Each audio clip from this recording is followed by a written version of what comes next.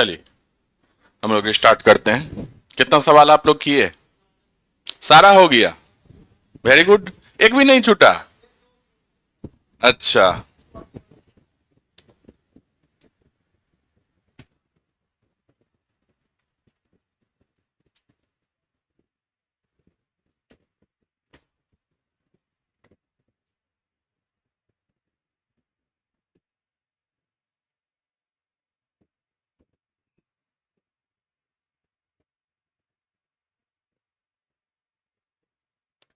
चलिए पहला का आंसर आप लोग बोलेंगे। देखिएगा, हाँ, 11 से अगर विभाजित हो कोई संख्या, तो वो संख्या विभाजित होने के लिए क्या आपका 11 का रूल कहता है कि अल्टरनेटिव अंक के योग का अंतर जो होना चाहिए वह 0 या 11 से विभाजित होना चाहिए। आप बताइए कि अल्टरनेटिव अंक 6 के बाद क्या हुआ? 4। 4 का योग, 6 और 4 का योग कितना? 10 हो गया। अब 5 के बाद अब इसमें क्या जोड़ें कि अंतर इस दोनों के योग का 0 हो जाए? तो 5 में 5 ही जोड़िएगा ना, तब 10 दोनों का अंतर 0 हो जाएगा। तो ए का वैल्यू क्या यहां पर रख दीजिएगा? 5 रख दीजिएगा, है ना। कौन सा ऑप्शन हो गया? Option number C. 11 से विभाजित होने का नियम है कि सम स्थान के अंकों का योग और विषम स्थान के अंकों के योग का अंतर या तो 0 हो या नहीं तो 11 से पूरी तरह विभाजित हो, है ना। क्या? हाँ, डायरेक्ट भी निकालिए, छोटा है। अगर बड़ा संख्या दिया रहता तब तो आपको करना पड़ता ना। चलिए नेक्स्ट करेंगे। इसमें बताइए कौन सा भिन्न सबसे छोटा है ना। 7/12। चलिए देखते हैं। आपके पास दिया गया भिन्न क्या क्या है? 5/8 है, ठीक है। ये आपका 3/4 है, और ये आपका 13/16 है, और ये आपका 7/12। आप क्या कीजिए कि सबसे पहले देखिए कि सबके बीच का अंतर कितना कितना है। तो यहां पर देखिएगा 8 5 के बीच का अंतर 3 है। यहां पर अंतर कितना है? 1 का है। और यहां पर अंतर कितना है? 3 का है। और यहां पर अंतर कितना है? 5 का। सारा प्रॉपर फ्रैक्शन है आपका, अंश छोटा हर बड़ा है। तो अगर अंतर समान रहता, अंतर अगर समान रहता तो जिसका अंश छोटा होता वह सबसे छोटा भिन्न, और जिसका अंश बड़ा रहता वह सबसे बड़ा भिन्न। लेकिन यहां पर अंतर समान नहीं है, तो अंतर को समान करने का कोशिश कीजिए। तो आप क्या कीजिए कि जो भी अंतर दिया गया है उसका एलसीएम ले लीजिए। तो 3 1 3 5 का एलसीएम ले लीजिए। एलसीएम कितना हो गया? 15 हो गया। अब 3 को 15 बनाइएगा तो कितना से गुना करना पड़ेगा? 5 से। तो आप कुछ मत कीजिए, अंश में ही 5 से गुना कर दीजिए। तो कितना हो गया? ये 25 हो गया। आप बताइए, उसी तरह से दूसरे फ्रैक्शन पे जाइए। 1 को 15 बनाइएगा तो कितना से गुना करना पड़ेगा? 15 से। तो आप कुछ मत कीजिए, इसके अंश में ही 15 से गुना कर दीजिए। तो ये कितना हो गया? 45 हो गया। आप बताइए तीसरे फ्रैक्शन में अंतर कितना का? 3 का। 3 को अगर 15 बनाइएगा तो कितना से गुना? 5 से गुना। तो आप कुछ मत कीजिए, अंश में ही 5 से गुना कर दीजिए। ये कितना हो गया? 65। आप बताइए कि 5 को 15 बनाइएगा तो कितना से गुना? 3 से। तो अंश में 3 से गुना कर दीजिए। तो ये 21 हो गया। अब जो आपका गुना करके सबसे छोटा आया वह सबसे छोटा भिन्न, और जो बड़ा आया है सबसे बड़ा भिन्न। तो सबसे छोटा कहां पे आया? इस पे 25 है, इस पे 45 है, इस पे 65 है, इस पे 21 है। तो यही ना सबसे छोटा हुआ। तो सबसे छोटा का मतलब 7/12 आपका सबसे छोटा, है ना।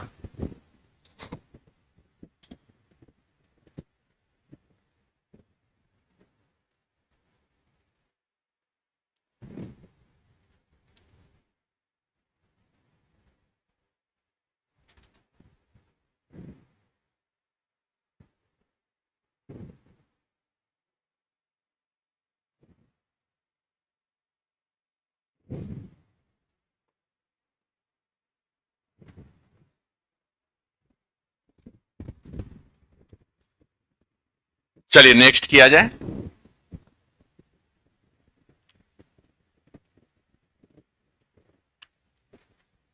अब इसका मान बताना है, कितना आया है, बी नंबर। चलिए ध्यान से देखिएगा, आपको दिया हुआ है 1.427 और 27 के ऊपर में रेकरिंग दिया हुआ है। तो जब भी ये इस तरह का रेकरिंग दिया रहे कि कुछ पार्ट पर रेकरिंग है कुछ पार्ट पर नहीं है, तो आप क्या कीजिए कि सभी संख्या, पूरे संख्या को लिख लीजिए। अगर दशमलव के बाएं तरफ भी जो संख्या है, अगर जीरो के अलावा कुछ भी है तो उसको भी आपको ये करना, मेंशन करना है।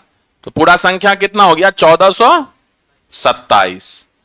जितने पर रेकरिंग नहीं है उतना को घटाइए। तो एक पर भी नहीं है, 4 पर भी नहीं है, तो यानी कि 14 को घटाइएगा, है ना, बटा में जितने पर रेकरिंग है उतना 9 दे दीजिएगा।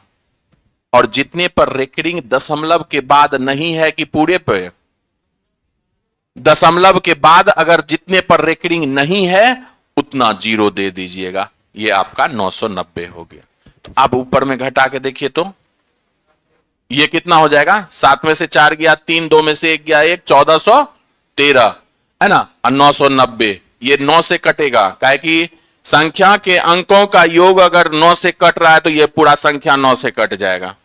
तो 9 से कटेगा तो 9 एकम 9, 5, 9 पच्चे 45, 9 सत्ते 63 बटे में 110 बार में यहां पर कटेगा, 157 बटे में 110, है ना।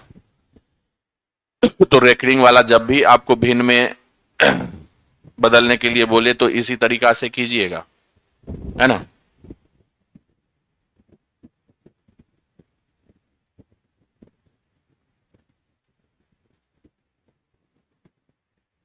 चलिए नेक्स्ट करेंगे।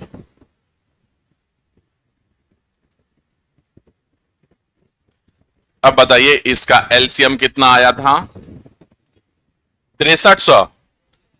चलिए देखिएगा, जब भी बहुत सारा पावर में संख्या दिया रहे, है ना, तो आप क्या कीजिएगा कि एलसीएम निकालते वक्त जितना भी बेस है सभी को लेना है। जितना बेस है, यहां पर क्या क्या बेस है, 2 3 5 7, 2 3 5 7, 2 3 5 7 है, तो सारा बेस ले लीजिए, सारा बेस ले लीजिए 2 3 5 7 और सभी बेस का मैक्सिमम पावर लीजिएगा। एलसीएम में मैक्सिमम पावर लीजिएगा। तो 2 का मैक्सिमम पावर हमको लग रहा है कि 2 ही है, 3 का मैक्सिमम पावर 2 ही है, 5 का मैक्सिमम पावर 2 ही है और 7 का मैक्सिमम पावर 1 ही है। इसको आपस में गुना कर लीजिए। ये देखिएगा 25 चौके 100 और 9 सत्ते 63, 6300 हो गया, है ना। ये आपका ऑप्शन नंबर 4 है सही। तो एलसीएम जब भी पावर वाले का निकालते हैं तो क्या कीजिएगा, सभी बेस को लीजिएगा और उसका मैक्सिमम पावर लीजिएगा। Take all base with maximum power, with maximum power. अगर आपको एचसीएफ निकालने के लिए बोले तो कॉमन बेस लीजिएगा, उभयनिष्ठ बेस जो सब में मौजूद हो, common base with minimum power लीजिएगा, विथ मिनिमम पावर लीजिएगा। तो ये आपका जब भी इस तरह का सवाल दिया रहे पावर वाला एलसीएम एचसीएफ तो इसी तरीके से कीजिएगा। एलसीएम में all base with maximum power और एचसीएफ में common base with minimum power, है ना।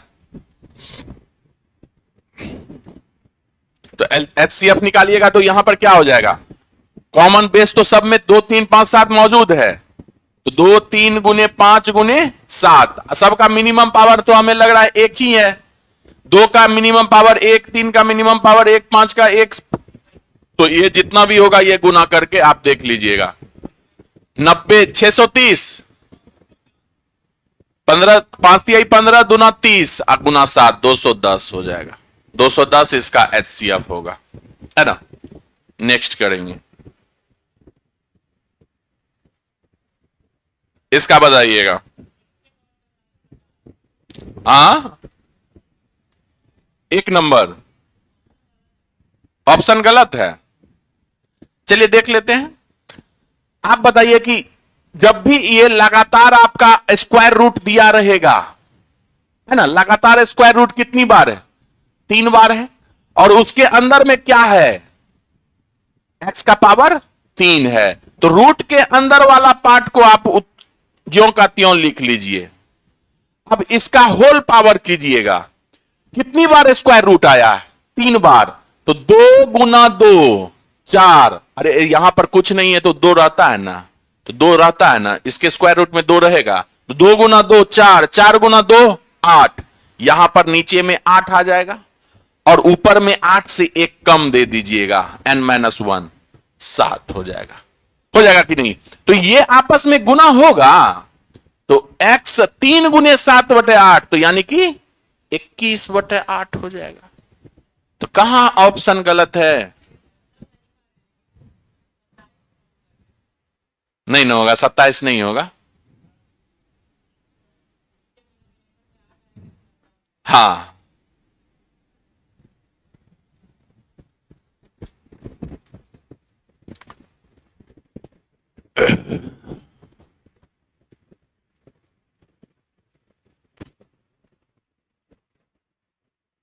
चलिए नेक्स्ट करेंगे।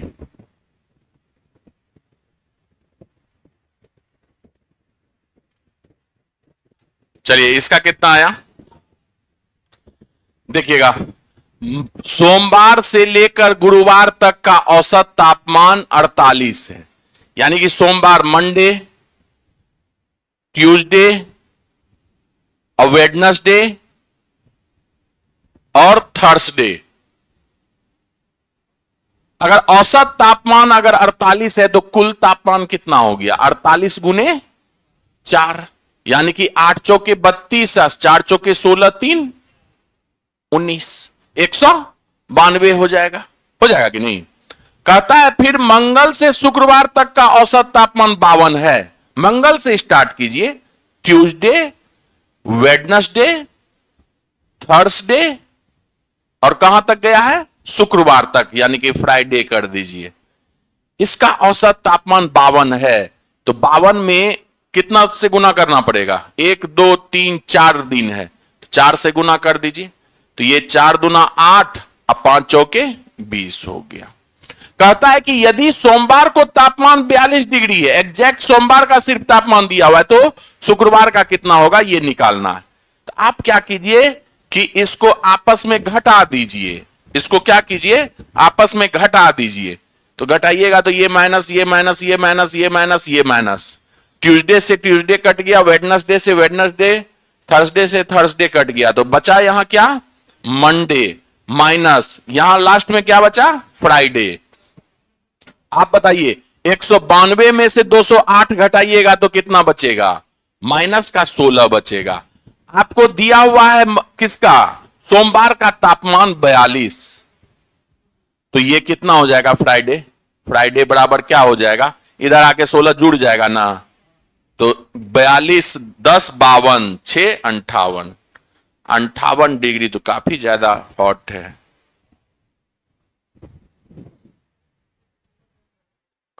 ना। तो एवरेज का बहुत ही आसान सवाल था।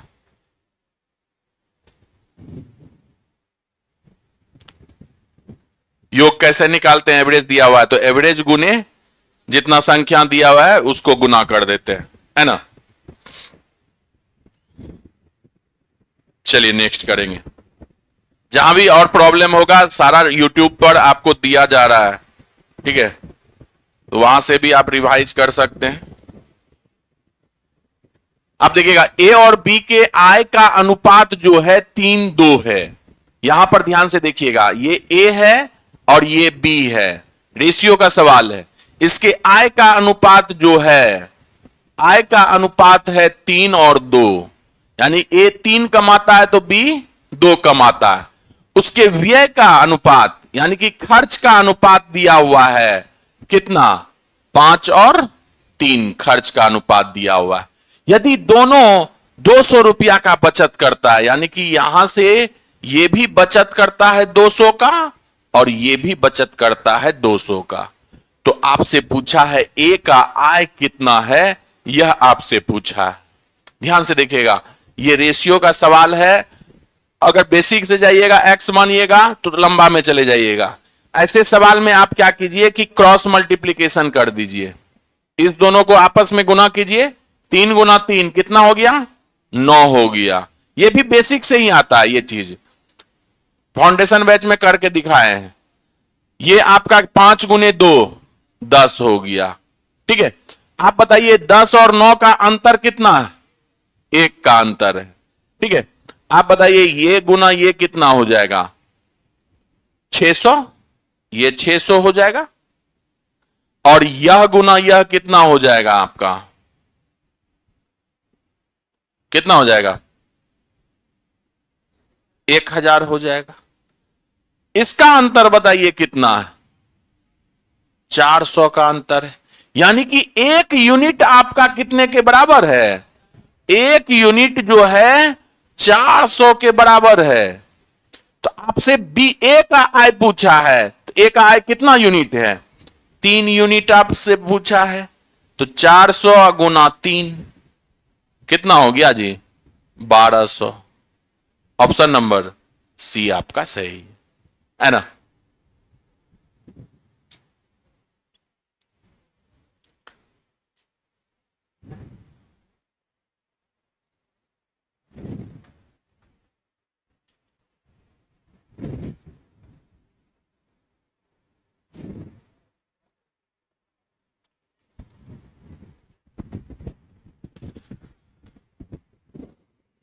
चलिए नेक्स्ट किया जाए।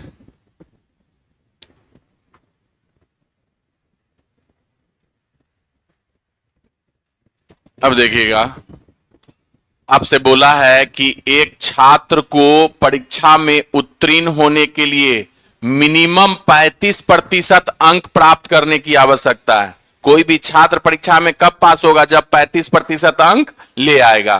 तो वह 200 अंक प्राप्त करता है, ठीक है, और 10 अंक से अनुत्तीर्ण हो जाता है। 10 अंक से फेल हो गया, 200 अंक लाया, तो अगर 10 अंक और ले आता, 200 के अलावा 10 अंक और ले आता, तो ये पास हो जाता कि नहीं, पास हो जाता ना।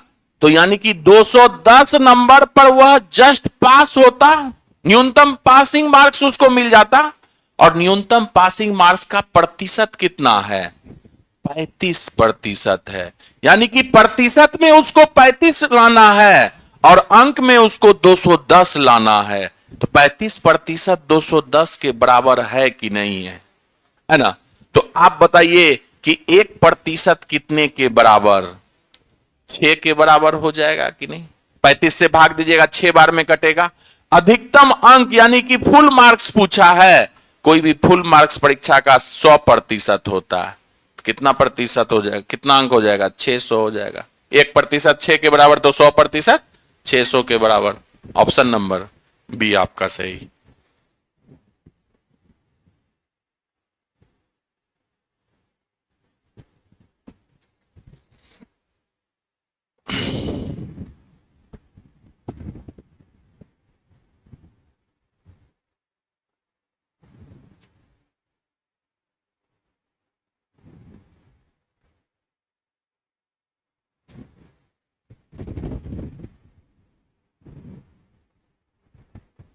आगे बढ़ा जाए।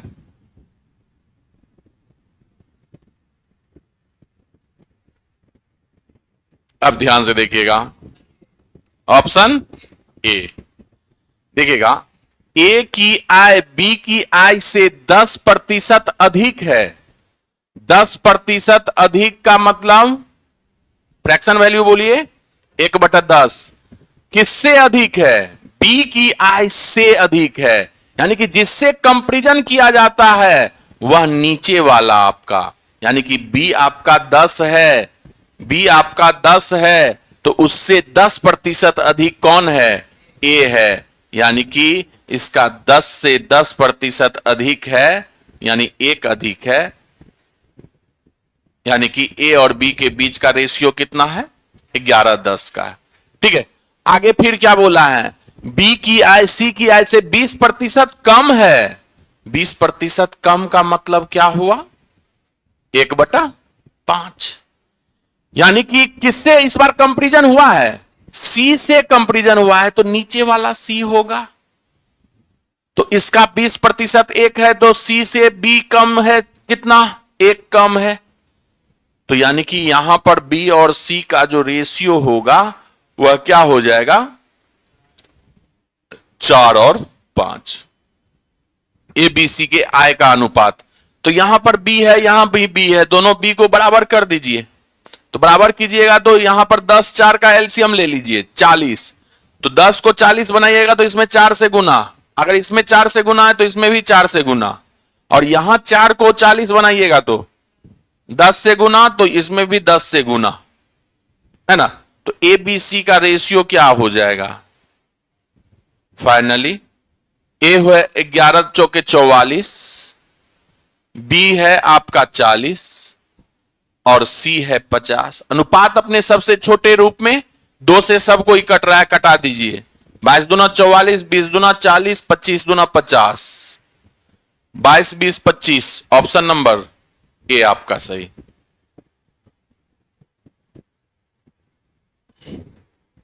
क्लियर है?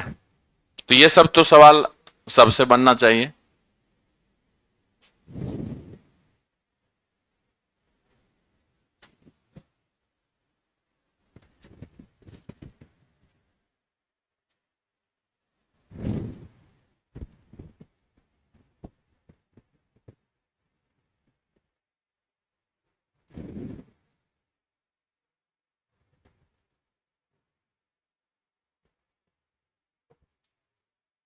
चलिए नेक्स्ट करेंगे।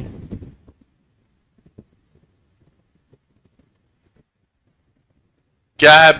12 घड़ियां बेचकर एक दुकानदार 2 घड़ी के विक्रय मूल्य के बराबर लाभ कमाता है, तो उसका लाभ प्रतिशत ज्ञात कीजिए। जैसे ही इस तरह का सवाल आए, आपका लाभ या हानि प्रतिशत क्रय मूल्य या विक्रय मूल्य के रूप में दिया रहे, तो आप इसका इक्वेशन बनाने का कोशिश कीजिए। किसी ट्रिक किसी फॉर्मूला पे मत जाइए। आप 12 घड़ी बेचकर एक दुकानदार 2 घड़ी के विक्रय मूल्य के बराबर लाभ कमाता है। लाभ कब कमाया जाता है? जब विक्रय मूल्य ज्यादा हो जाता है और क्रय मूल्य कम हो जाता है तो लाभ हो जाता है। तो अगर 12 घड़ी को बेच रहे हैं तो 12 घड़ी का कुछ विक्रय मूल्य रहा होगा, और विक्रय मूल्य में से लाभ क्रय मूल्य को घटा देंगे तो लाभ मिलेगा। तो 12 गो बेचे हैं तो 12 गो खरीदे भी होंगे, है ना। तो -12 का क्रय मूल्य, 12 घड़ी का क्रय मूल्य 12 सीपी, एसपी में से सीपी घटा रहे हैं, लाभ प्राप्त होता है। तो लाभ किस रूप में प्राप्त होता है? 2 घड़ी के विक्रय मूल्य के बराबर लाभ होता है। तो यानी कि 2 का एसपी। यहां से सीपी और एसपी का रेशियो निकाल लीजिए। आप बताइए, एसपी को एक जगह लाएंगे तो ये 10 एसपी हो गया, है ना, और इधर आप 12 सीपी ले आइए। 2 से कट गया, 2 पंचे 10, 2 छाके 12। तो अब सीपी और एसपी का रेशियो क्या हो जाएगा? सीपी बटे में एसपी 5/6 होगा। 5 का चीज 6 में बेच रहे हैं, प्रॉफिट कितना हुआ? 1 का हुआ। प्रॉफिट प्रतिशत निकाल लीजिए। लाभ गुने 100 बटा में क्रय मूल्य है आपका 5, 20% का लाभ है। तो इस इक्वेशन से बनाइएगा ना तो सवाल में कभी नहीं फंसिएगा और तुरंत आंसर तक पहुंच जाइएगा।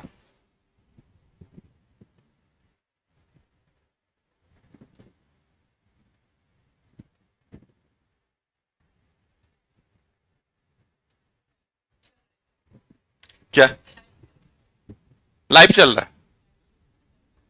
हाँ, लाइव नहीं चल रहा है, डाल देंगे। अभी लाइव नहीं चलाते हैं, अभी तो कुछ बच्चे जानते ही नहीं है। धीरे धीरे जानेंगे तब लाइव चलाएंगे। चलिए अब ध्यान से देखिएगा, 12% का छूट देने के बाद विक्रेता को 10% का लाभ होता है। यदि वह कोई छूट नहीं देता हो तो कितने प्रतिशत का लाभ होगा? सबसे पहला चीज, अगर छूट और लाभ प्रतिशत दिया हो तो ब्रह्मास्त्र लगाने बताए थे, छूट और लाभ प्रतिशत दिया रहे तो आप सीपी और एमपी का डायरेक्ट रेशियो निकाल सकते हैं। हमें लगता है हर टेस्ट में लगभग आ रहा है। अगर 12% का छूट है तो छूट आप सीपी पे दे दीजिए। जनरली छूट एमपी पे दिया जाता है, यहां पर इस फार्मूला में ब्रह्मास्त्र में छूट आप सीपी पे दे दीजिए। तो छूट का मतलब माइनस, तो 100 माइनस 12 कर दीजिएगा तो कितना हो जाएगा? 88 हो जाएगा। और लाभ एक्चुअल में सीपी पे होता है या हानि सीपी पे होता है, आप एमपी में जोड़ दीजिए लाभ को। लाभ अगर हो रहा है तो जोड़ दीजिए 100 में, तो 110 हो गया, है ना।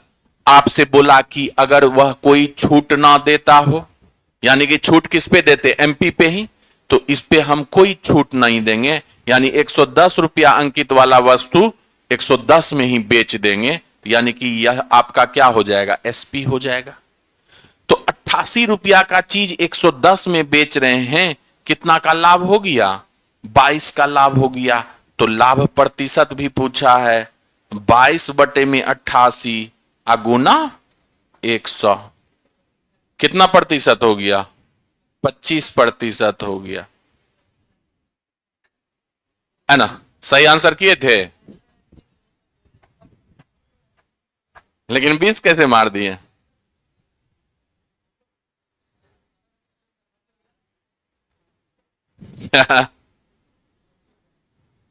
अच्छा कोई बात, हड़बड़ाना एकदम बिल्कुल नहीं है।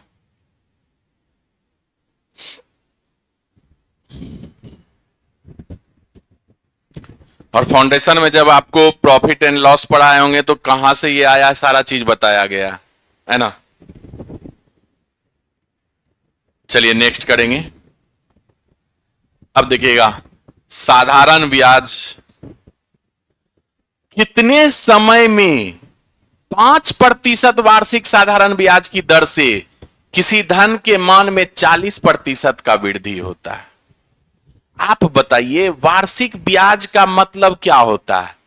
जितना रेट है एक वर्ष में उतना प्रतिशत का वृद्धि हो रहा है कि नहीं? यानी कि 5% रेट है आपका वार्षिक साधारण ब्याज का, तो एक वर्ष में यानी कि आपका 5% का वृद्धि हो रहा है कि नहीं? सोचने वाली बात है। हमें वृद्धि कितना करना है?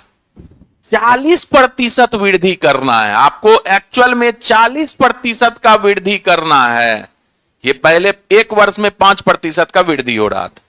आप बताइए, 5% से 40% कर रहे हैं, कितना गुना होना चाहिए? 8 गुना आप कर रहे हैं, तो समय भी 8 गुना होगा कि नहीं? तो 8 वर्ष में हो जाएगा। इसमें सोचना क्या है, हो जाएगा कि नहीं? ऑप्शन नंबर डी आपका सही।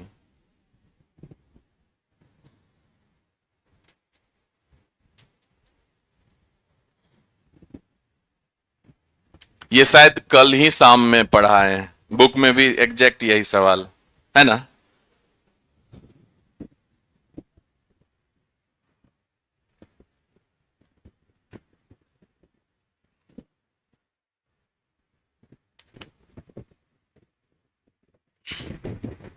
चलिए नेक्स्ट करेंगे। देखिएगा, सीआई का सवाल है, ठीक है। 20% वार्षिक दर से 2000 रुपये का चक्रवृद्धि ब्याज पर निवेश किया गया, यानी कि रेट आपका दिया हुआ है 20%, ठीक है, और 2000 रुपया आपका मूलधन दिया हुआ है, 2000 रुपया निवेश किया जाता है, और ब्याज को अर्धवार्षिक आधार पर संयोजित किया जाता है। अर्धवार्षिक का मतलब हर 6 महीने पर ब्याज लगता है। तो अगर 20% एक साल में लगेगा तो एक साल में 6 महीने कितनी बार आएगा? 2 बार आएगा। यानी कि आपको टोटल एक साल में 20% लग रहा है, तो 6 महीना पर कितना प्रतिशत लगेगा? 10%। यानी कि जब अर्धवार्षिक संयोजित हो तो रेट आपका क्या हो जाता है? आधा हो जाता है, यानी कि 10%। लेकिन समय जैसे देखिए क्या बोला है कि 18 माह के बाद वह धनराशि कितनी होगी। 18 माह में 6 माह कितनी बार आएगा, 3 बार आएगा, यानी कि समय जो होगा आपका 3 बार होगा। 3 बार आपका 10-10% का रेट लगेगा, है ना। आपका कितना मूलधन दिया हुआ है, 2000 रुपया दिया हुआ है ना। कोई फॉर्मूला नहीं लगाएंगे, ये पहला छमाही, ये दूसरा छमाही, ये तीसरा छमाही, है ना। ये पहला छमाही है, ये आपका पहला छमाही है, ये दूसरा छमाही, ये तीसरा छमाही। आप बताइए कि 10% का फ्रैक्शन वैल्यू कितना होता है, 1/10, यानी कि 20,000 का 1/10 जब आप लीजिएगा तो ये आपका कितना आ जाएगा, 200। इसका 1/10 ले लीजिए, कितना आ जाएगा, 200। इसका 1/10 ले लीजिए, ये कितना आ गया, 200। यानी कि 600 रुपया जो ये आया, 18 माह का एसआई आपका आया। लेकिन एसआई नहीं, हमें सीआई निकालना है ना। तो आप बताइए, फिर से इसका 1/10 लीजिएगा तो 200 का 1/10 लीजिएगा तो कितना होगा, 20 हो जाएगा, है ना। फिर पहला साल और दूसरा साल दोनों को तीसरे वर्ष में, तीसरे छमाही में ले जाइए तो 20, 200 का फिर 1/10 कितना हो जाएगा, 20 हो जाएगा। फिर 200 का 1/10 कितना हो जाएगा, 20 हो जाएगा। अब फिर इस 20 को भी ले जाइए 1/10, 2 हो जाएगा। तो आप बताइए कि यहां से सीआई आपको टोटल कितना मिल गया, 600, ये 20×3 = 60, 2 62, तो 662 रुपया सीआई 662 है। आपसे पूछा है कि धनराशि कितना हो जाएगा, तो मूलधन भी ना लौटाइएगा, तो मिश्रधन आपसे पूछा है, तो यानी कि 2000 इसमें जोड़ दीजिएगा, 2662 रुपया। ऑप्शन नंबर बी आपका सही।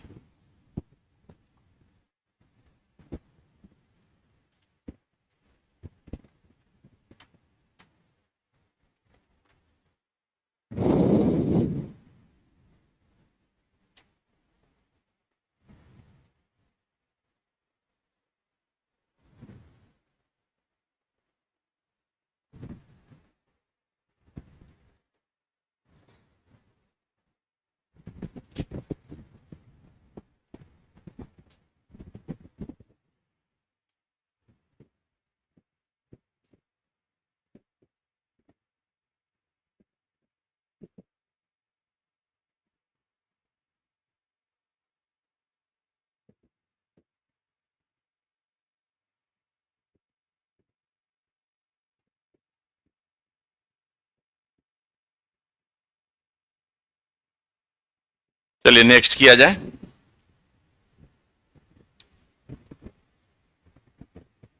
अब ध्यान से देखिएगा, 30 व्यक्ति के द्वारा 8 दिन में एक काम का 1/3 हिस्सा पूरा किया जा सकता है। यानी कि 30 व्यक्ति को आप काम पर लगाए, कितने दिन, 8 दिन।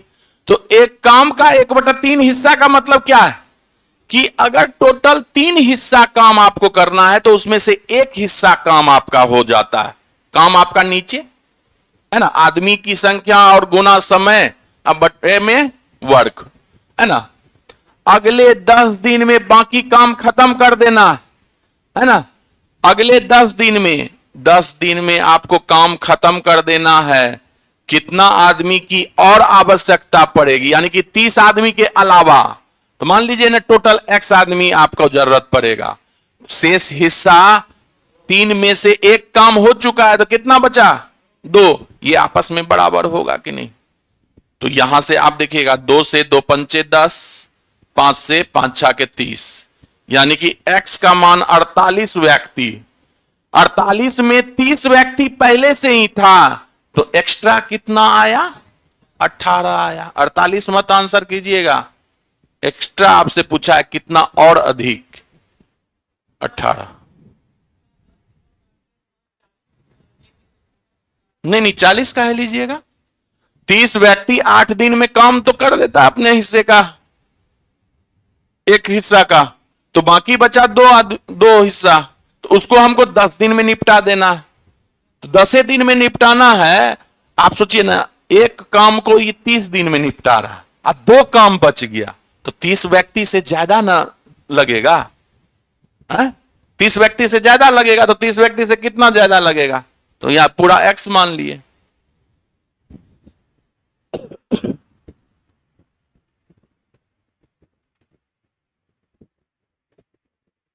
अब ध्यान से देखिएगा, ए बी के मुकाबले 2 गुना तेजी से कार्य करता है, यानी कि कैपेसिटी आपको दिया हुआ है।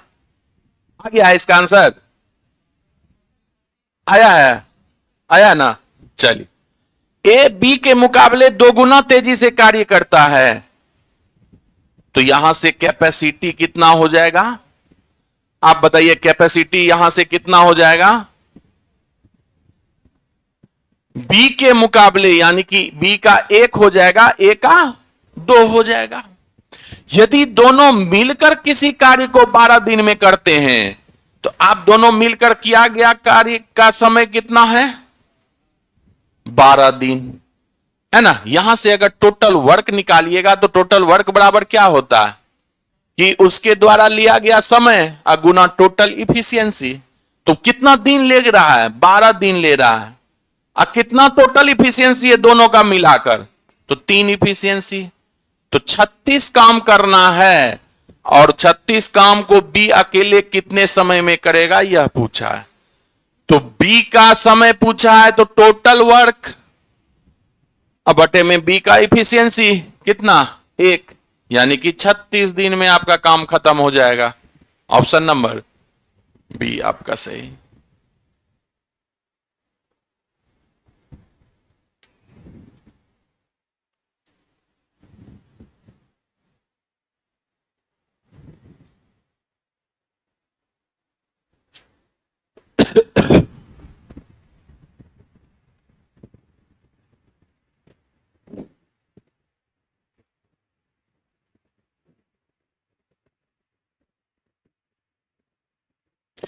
चलिए नेक्स्ट करेंगे।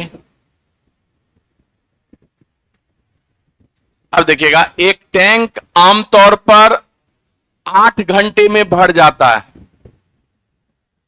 ठीक है, लेकिन नीचे तल में रिसाव के कारण इसे भरने में 2 घंटा और लगता है। एक टैंक को कोई टंकी मान लीजिए कि ए है, 8 घंटे में अकेले भर देता है, लेकिन उस टैंक के नीचे एक रिसाव वाला लगा हुआ है, नीचे तल में एक रिसाव के कारण इसे भरने में 2 घंटा और लगता है। 2 घंटा और का मतलब क्या? अब टंकी भरने वाला और खाली करने वाला, रिसाव करने वाला जो छेद होगा, दोनों मिलकर 10 घंटा लगाता है। यानी कि रिसाव करने वाला मान लीजिए कि ये बी है, माइनस का साइन इसके ऊपर दे दिए ताकि समझिए कि ये खाली करने वाला है। तो 2 घंटा और लगाया तो 10 घंटा। यदि टैंक भरा हुआ हो तो केवल रिसाव इसमें से खाली कितने देर में कर देगा, यह आपसे पूछा है।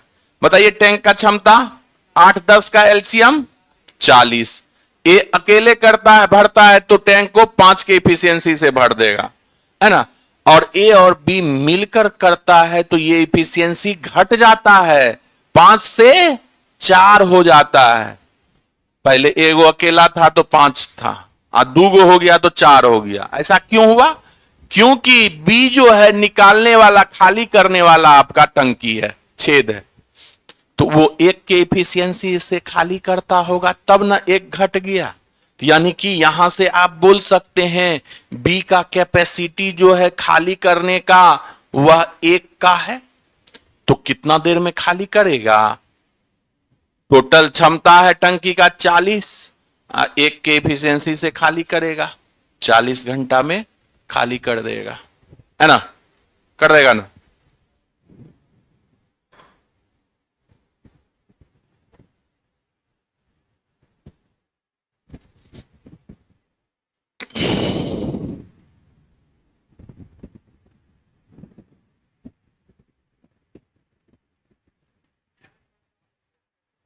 क्या?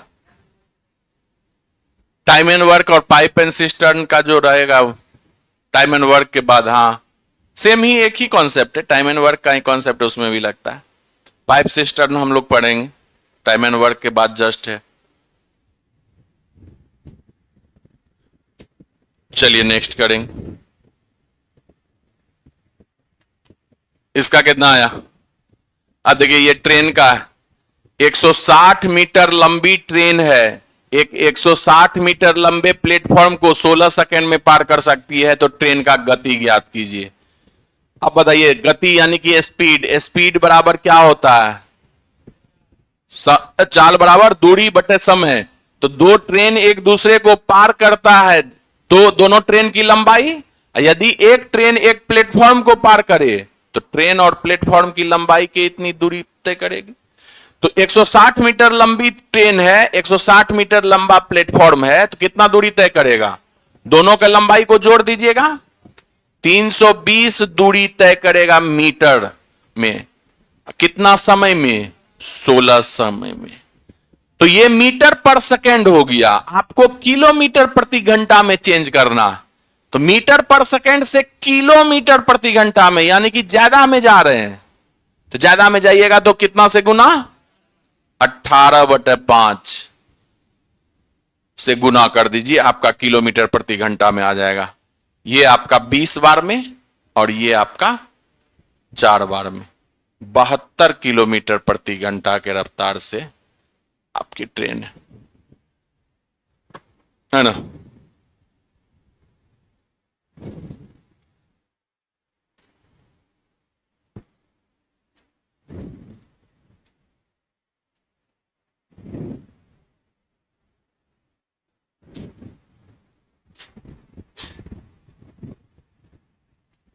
चलिए नेक्स्ट किया जाए।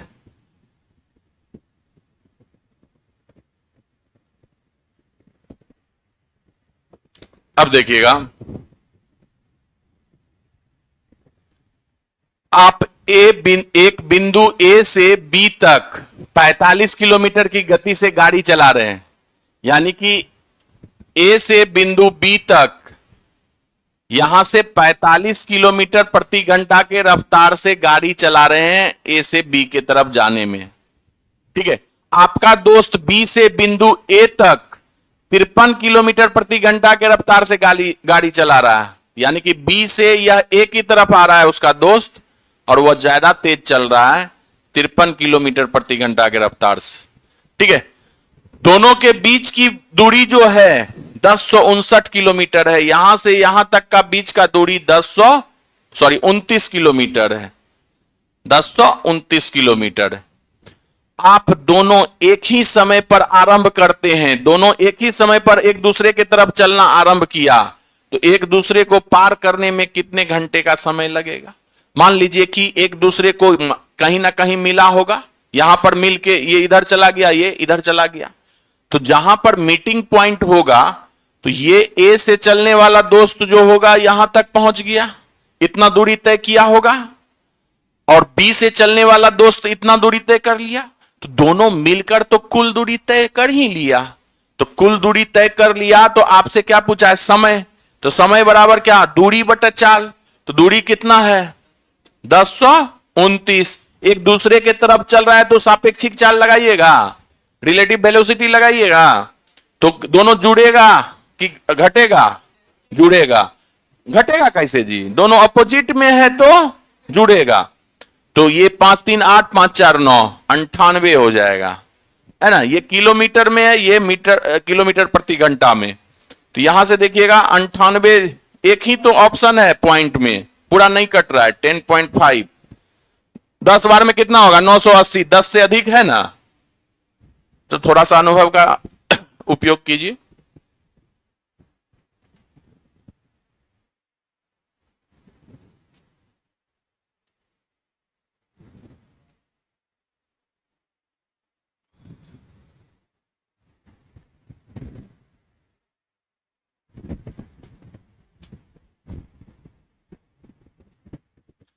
इस टाइम का सबसे बड़ा खासियत है कि हो सकता है कि आपका जो एग्जाम होगा इसी टाइम पे होता है ना, 10 साढ़े 10 बजे, है ना।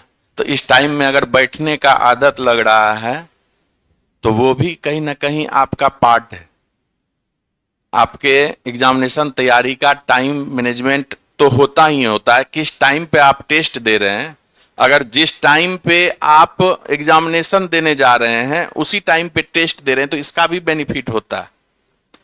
बहुत सारे बच्चे को देखिएगा जब फिजिकल का तैयारी करते हैं तो वो दोपहर में जाएंगे दौड़ने के लिए, सुबह शाम नहीं जाएंगे।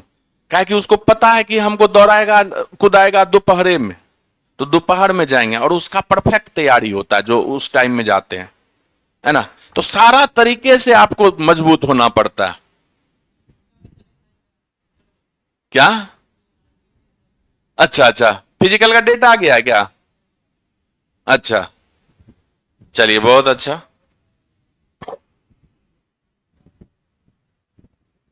नहीं, आप लोग बहुत अच्छा कीजिएगा, हमें पूरा विश्वास है। जितना भी अटेंड कर रहे हैं सबको ये अच्छा कर रहे हैं, है ना। बस कंटिन्यूटी बनाए रखिएगा। चलिए, 9 धारा है ना।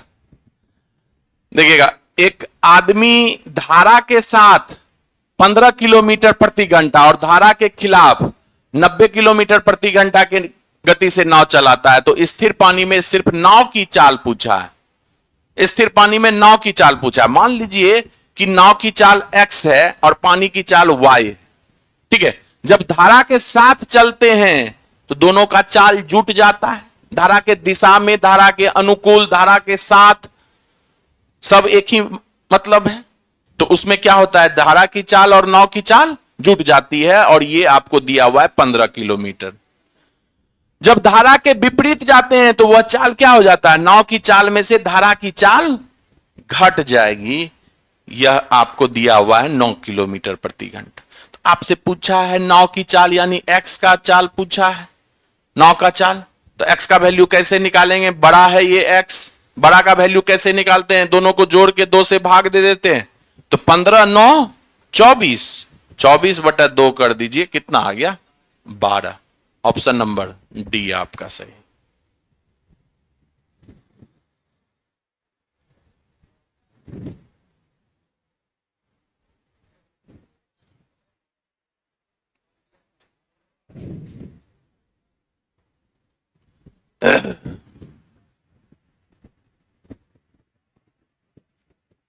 चलिए नेक्स्ट करेंगे। अब देखिए, ये आपका कोऑर्डिनेट से है। यहां पर आप समझिएगा कि कोई एक लाइन है, लाइन के दोनों ओर आपका निर्देशांक बिंदु आपको दिया हुआ है ना। ये आपका मान लीजिए कि ये अगर x1 है और ये y1 है ना, और ये अगर आपका x2 है और ये y2 है, और यहां पर आपका कोई निर्देशांक यहां ज्ञात करना है। मान लीजिए कि x और y ये ज्ञात करना है। तो ये निर्देशांक जो है इस पूरे लाइन को मान लीजिए कि m और n के रेशियो में बांटता है। तो इस x निर्देशांक जब निकालिएगा ना, तो x निर्देशांक बराबर क्या होता है, m into x2, m into x2 plus ये वाला भाग n और x1। यानी कि x निर्देशांक लेंगे तो x वाला पार्ट लेंगे और बटे में m प्लस n हो जाएगा। जब y निर्देशांक निकालिएगा तो आप फिर से वही कीजिएगा, m इंटू इस बार y वाला पार्ट लीजिएगा, my2 plus n into y1 बटे में m प्लस n, है ना। यहीं से तो आपका निकल के आ जाएगा। तो x निर्देशांक यहां से निकाल लीजिए। आप बताइए कि x1 y1 के जगह क्या दिया हुआ है, 1 और 3 ना, 1 और 3 दिया हुआ है, और ये आपको दिया हुआ है 2 और 7 दिया हुआ है। तो आप बताइए यहां से x का निर्देशांक क्या निकलेगा, m इंटू, अच्छा ये 3 4 है, ये 3 है, ये 4 है, ठीक है। 3 गुने 2 6 प्लस 4 गुने 1 4 बटे में m प्लस n यानी कि 3 प्लस 4 7, यानी कि 13 बटे 10 बटे 7। 10/7 एक ही ऑप्शन में, एग्जामिनेशन हॉल में यहीं पे रुक जाइएगा, मार दीजिएगा टिक। लेकिन हम लोग वाई यहां पे निकाल के दिखाएंगे। तो y बराबर, अब क्या होगा, y बराबर my2 यानी कि 3 × 7 21 प्लस 4 × 3 12 बटे में m प्लस n तो 7 होगा। तो ये क्या हो गया 33/7। तो x और y निर्देशांक निकला 10/7 और 33/7, है ना।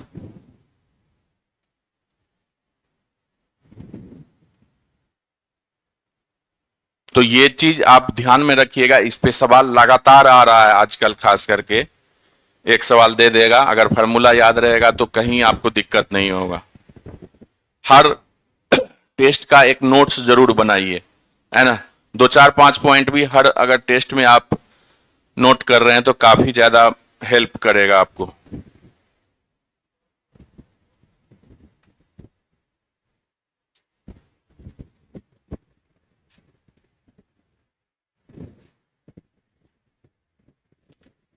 चलिए नेक्स्ट किया जाए।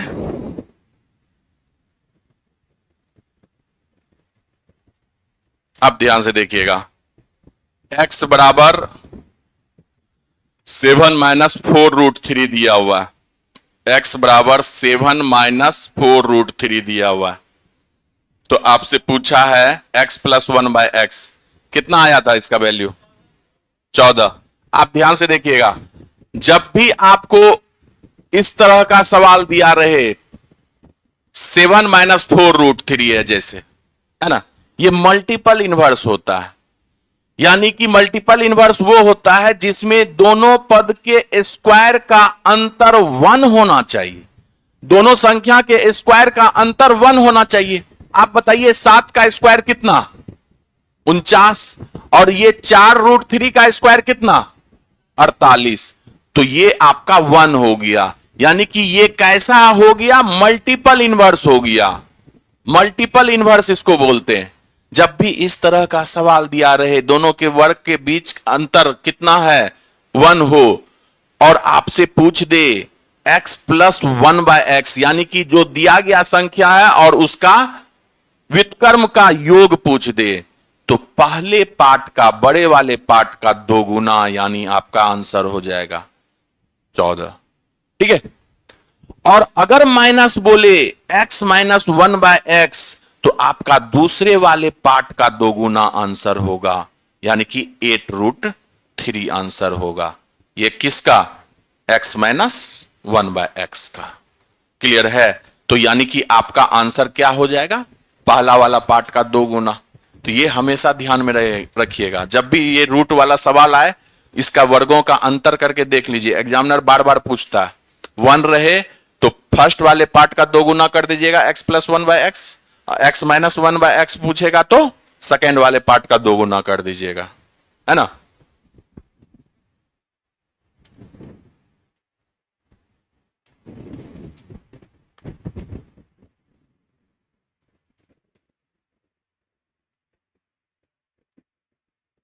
चलिए नेक्स्ट करेंगे। अब ये तो सिंपल ट्रिग्नोमेट्री का है और बहुत ही सिंपल है। अगर फॉर्मूला याद है तभी आप बनाइएगा, नहीं तो दिक्कत है। टेन थीटा को साइन कॉस में क्या लिख सकते हैं आप, साइन थीटा बटे में कॉस थीटा, है ना। आप बताइए, गुना का साइन है। कॉसेक थीटा को साइन में 1 बटे साइन थीटा लिख सकते हैं, है ना, ये बटे में है। कॉट थीटा को आप क्या लिख सकते हैं, कॉस थीटा बटे में साइन थीटा लिख सकते हैं, 10 का उल्टा कॉट होता है। गुना सेक थीटा को आप क्या लिख सकते हैं, 1 बटे कॉस थीटा। कॉस से कॉस कट गया, साइन से साइन कट गया, 1 बटे कॉस और 1 बटे साइन। साइन ऊपर चला गया, साइन बटे कॉस हो जाएगा। साइन बटे कॉस का मतलब क्या, टेन थीटा, है ना। ऑप्शन नंबर सी आपका सही।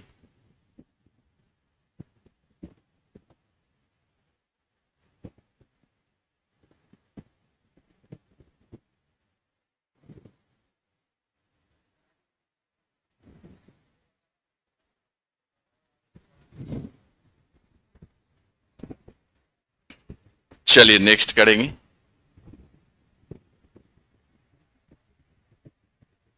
इसका बनाए हैं। चलिए, यदि एक बहुभुज में 54 विकर्ण है तो उसमें भुजाओं की संख्या क्या होगी? देखिएगा, बहुभुज के विकर्ण बराबर क्या होता है? बहुभुज का विकर्ण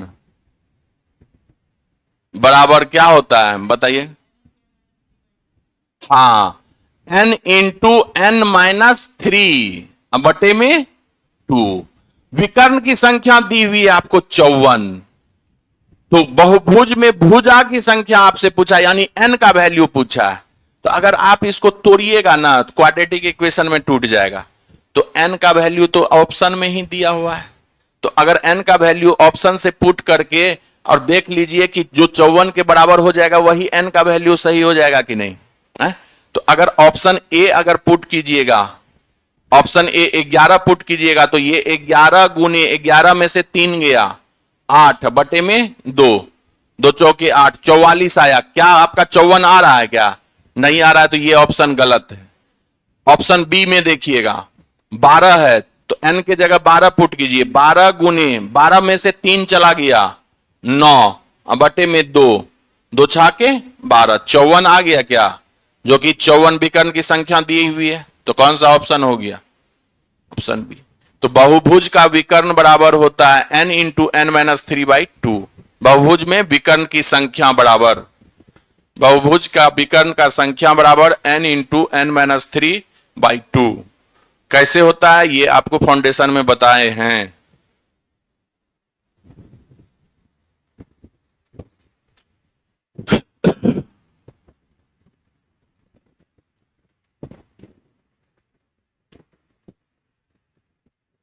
चलिए नेक्स्ट करेंगे।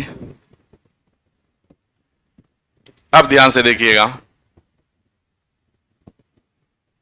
निम्नलिखित प्रश्न का उत्तर दें। क्या है प्रश्न जी? दीजिएगा, क्वेश्चन है मेरे पास तो। देखिएगा, पहला क्या कह रहा है, 24 नंबर सवाल, 24 और 25 के लिए ये डाटा दिया हुआ है। 24 नंबर सवाल क्या कह रहा है? देखिए, कह रहा है कि वर्ष 2012 में राजस्थान की तुलना में उत्तर प्रदेश में कृषि भूमि कितना अधिक थी। ये राजस्थान है, राजस्थान नहीं। राजस्थान में यहां पर 2011 वर्ष है, 2012 है, ये 2013 है। सभी राज्य का दिया हुआ है कृषि क्षेत्र लाख हेक्टेयर में। ठीक है, तो राजस्थान में 2012 का कितना है? 26 है। और कहता है 2012 में ही उत्तर प्रदेश का कितना है? 143। तो कितना अधिक हुआ? 143 में से 26 घटा दीजिए, तो 7, 3 में से 2 गया 1, 117। कौन सा ऑप्शन हो गया पा? ए नंबर सही हो गया। ठीक है, उसी तरह से अब 25वां कर लीजिए। 3 वर्षों के आंकड़े जोड़ने पर महाराष्ट्र और मध्य प्रदेश के बीच कुल कृषि भूमि का अंतर कितना है? महाराष्ट्र का तीनों जोड़ दीजिए, तो महाराष्ट्र का ये रहा आपका, इस तीनों को जोड़ने के बाद कितना आएगा? 5, 7, 5, 12, 8, 20, बाकी 2, 2, 1, 3, 1, 4, 405 ही ना आया। और महाराष्ट्र के बाद मध्य प्रदेश का तीनों जोड़िए, मध्य प्रदेश का जोड़िएगा तो यह आपका आ जाएगा 5, 9, 8, 17, 4, 21, 215। तो यानी कि 405 में से 215 घटा दीजिए, तो कितना आ जाएगा? ये आपका 9, 3 में से 2 गया 1, 190। ऑप्शन नंबर 4 हो गया। ठीक है, तो नेक्स्ट टेस्ट हम लोग कल मिलेंगे फिर।